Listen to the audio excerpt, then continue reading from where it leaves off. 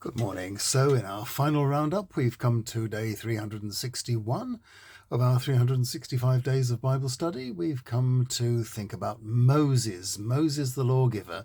And we're looking once again at St. Paul's take on the law of Moses in 2 Corinthians 3, verses 4 to 8.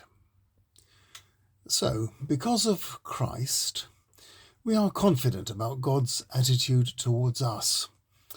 It is not that we have any confidence in our own fitness to speak about this. Our competence comes from God. It is God who has fitted us to be servants of a fresh covenant.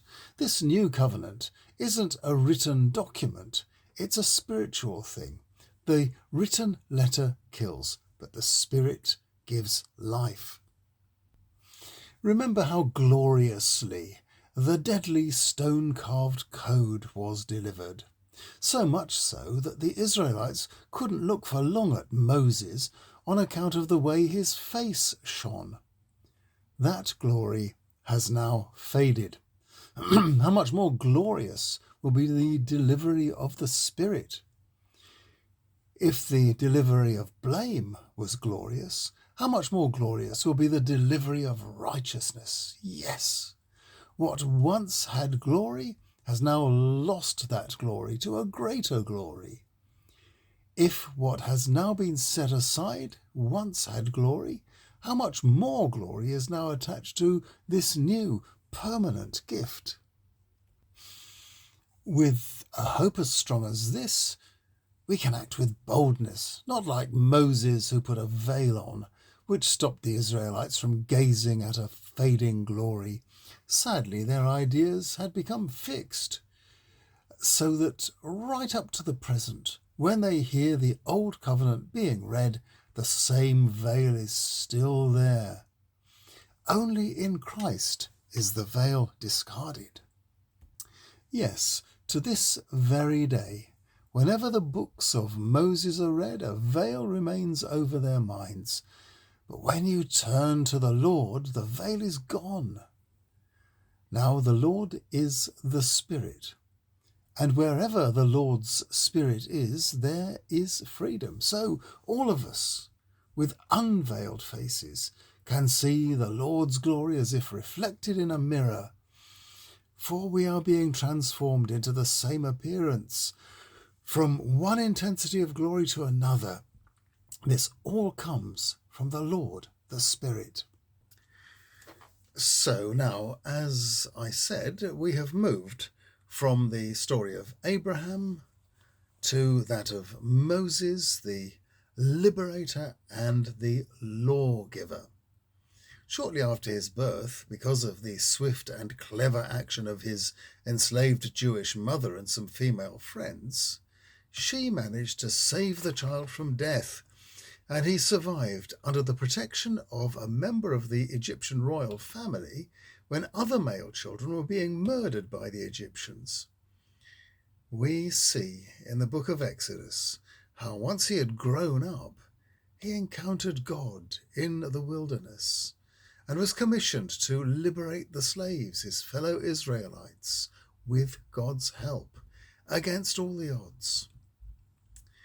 Once he had achieved that, and he had led the Israelites out into the desert, they needed to survive. There were issues. There were issues about food and drink, of course, and these too were overcome with God's help.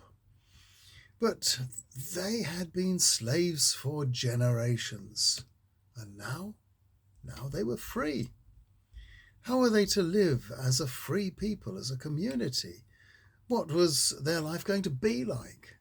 Moses came down from the mountain where he had been communing with God, bringing with him maybe not just the 10 Commandments, but perhaps all 600 odd laws found in the Torah. Yes, as we saw, the 10 Commandments were a reflection on the freedoms they now enjoyed. But the 600 odd laws and all the commentaries and judgments that followed after, the law didn't just bring freedom, it also brought fear, guilt and blame, judgment and punishment. So, by the time of Jesus, the liberation brought by God through Moses had been lost. And they were all now slaves again, slaves to the strict interpretations of the Torah they now lived under. St. Paul had been one of these strict interpreters himself, and he really knew deep down in his heart the difference between that slavery and the freedom he now enjoyed in Christ. Look at how heartfelt his declarations are in our reading today. He can see them in his own face every time he looks in the mirror. Now he says, "The Lord is the Spirit, and wherever the Lord's Spirit is, there is freedom." So all of us with unveiled faces can see the Lord's glory as if reflected in a mirror. That's the difference. That's the difference between a law-based faith, a fear-based faith, and the love and freedom of God's children.